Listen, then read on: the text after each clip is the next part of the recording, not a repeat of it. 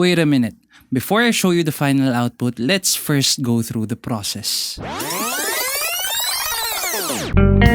Some of you may know I'm really fond of arranging my space kasi I believe that loving your space will also make you love your work.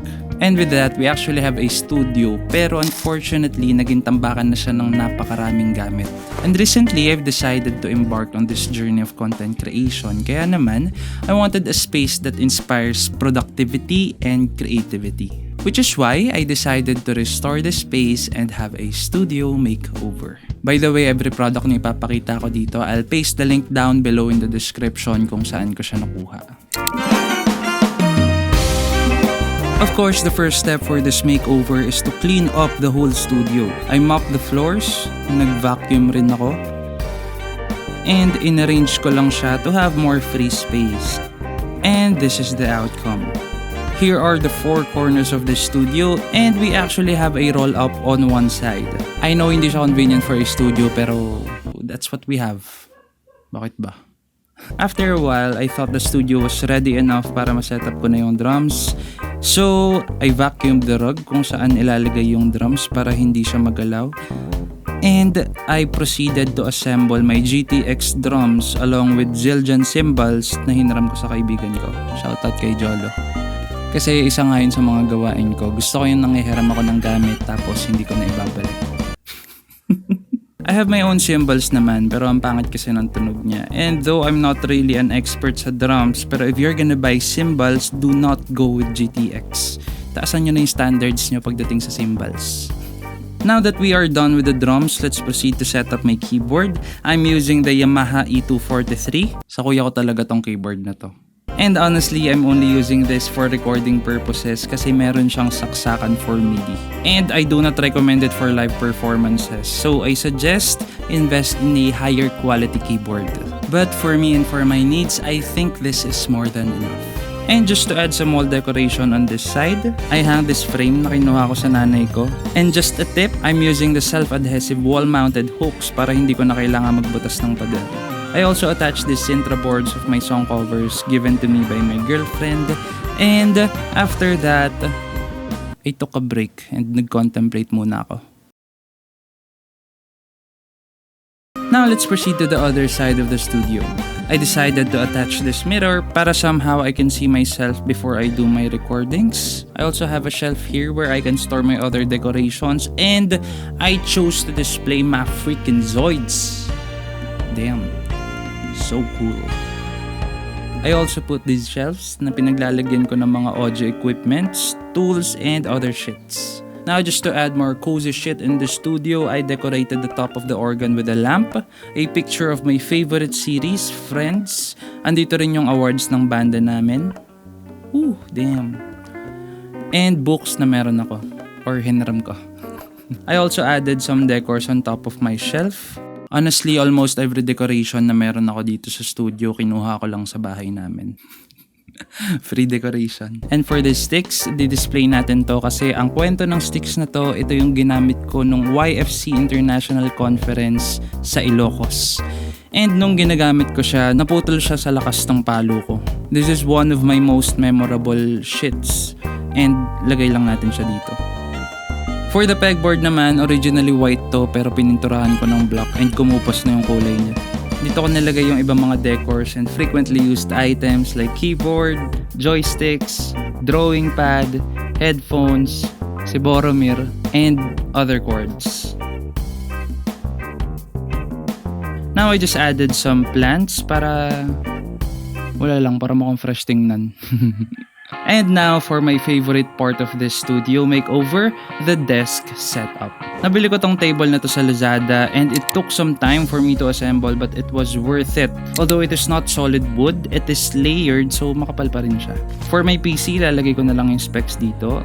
I'm not really an expert pagdating sa PC kasi yung kuya ko yung bumuo nito. And damn, the capabilities of this PC is more than enough. I'm using the North Bio F80 as my monitor arm, and for the monitor, I'm using my 21-inch Envision IP22V1, which lasted for around 3 years na sa akin. It has an IPS panel and 75Hz refresh rate, and 1920 by 1080p FHD resolution. What's good about this monitor arm is that meron na siyang pang cable management, which is pretty neat. And actually, one problem lang I can see with this Envision monitor ay yung saksakan niya ng HDMI. Kasi nasa baba siya, and kapag sinaksakan na yung HDMI, nakalawit lang siya. Which is why I'm using this L-shaped HDMI connector, which pretty much does the job. For my other monitor, I'm using the North Bio H80 monitor arm, and this is actually for my original plan to have stacked monitors. Pero for this time, I decided to have a horizontal and vertical naman para matry ko lang. For the monitor, I'm using the 21-inch View Plus ML22. It has VA panel naman and also has 75Hz refresh rate and the 1920 by 1080p resolution. Same with my monitor arm before, meron na rin tong pang cable management, and damn, meron pang lalagyan ng Allen wrench. For my speakers naman, isa lang to sa mga pinapangarap ko talaga dati, monitor speakers, and this is the Edifier MR4. Iko-connect lang yung dalawang speakers through this wire, red to red and black to black.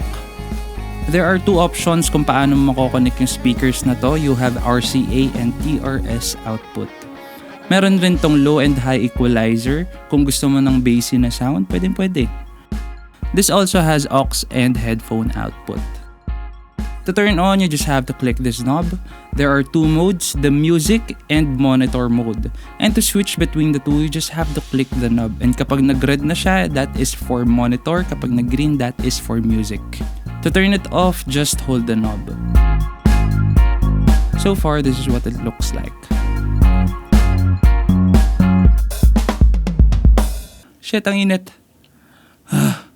Now to set up my audio interface, this is the Focusrite Scarlett Solo 3rd generation, and this is my most treasured equipment. It has one mic input with 48 volts and air feature for clearer recordings, and one line input for instruments naman. Sa likod, dito ko i-connect yung left and right ng speakers. And again, just to add some more green, fake plants.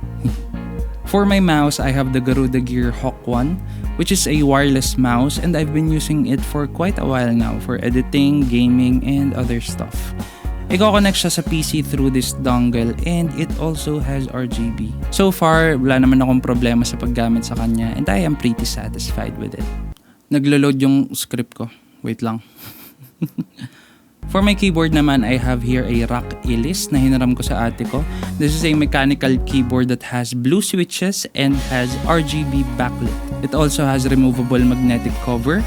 And sa likod, meron na ring path kung saan pwedeng padaanin yung cord. Meron rin siyang rubber feet and pang-adjust ng height. And it also has a storage for its keycap puller. I also have a MIDI keyboard, and this is the World Tuna Mini. It has 25 keys and 8 trigger pads, 8 assignable control knobs and sliders, and a pitch bend and modulation touchscreens. Honestly, hindi ko pa ito masyadong na-explore, so I think I'm just gonna make a separate video for this one. And now to set up my recording mic, I have the Samson C01, and this is one of my most precious equipment. Kasi ito ata yung unang binili kong above my budget back then. 3,000 yun, and pawala na talaga yung pera ko nun. Pero ininvest ko pa siya sa mic. Pero it was really worth it. This is a large diaphragm condenser microphone, and it has a cardioid pickup pattern, and I fucking love the warmth and clarity of its recordings. If you wanna know how it sounds, you're listening to it right now. I also have my audio mixer here, and this is the Joson Jet 6, and again, honestly, hindi ko pa ito masyadong na-explore, and baka ibenta ko na rin siya kasi hindi ko naman siya masyadong nagagamit. Nakatambak lang talaga siya dito. For the additional stuff, naglagay rin ako ng mic above the speakers, and actually ito yung mic na ginagamit ko for meetings and gaming. And I also added my Logitech webcam na tumagal na sa akin for almost 2 years. And now for the last part of the studio makeover, cable management. Isa sa mga natutunan ko kakanood ng desk setups or makeovers is that when it comes to cable management, use whatever tool you can to hide and manage your cables properly. And for me naman, I used a metal cable organizer and Velcro strips to tie the cords. After some adjustments and late night overthinkings, this is the result.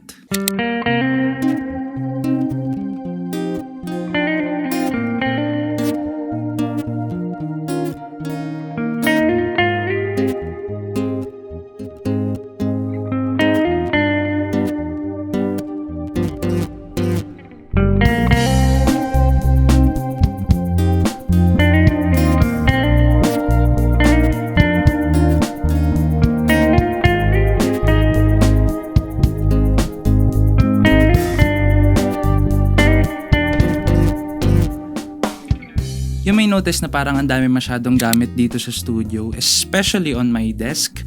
And that is because of my goals, which is the first one, acoustic treatment para masalo ng mga furnitures yung tunog. And then the second one is immediacy. When I say immediacy, gusto ko kapag may naisip ako, ayoko na nang magsisetup ako ng kahit ano pang equipments or kahit ano pang gamit.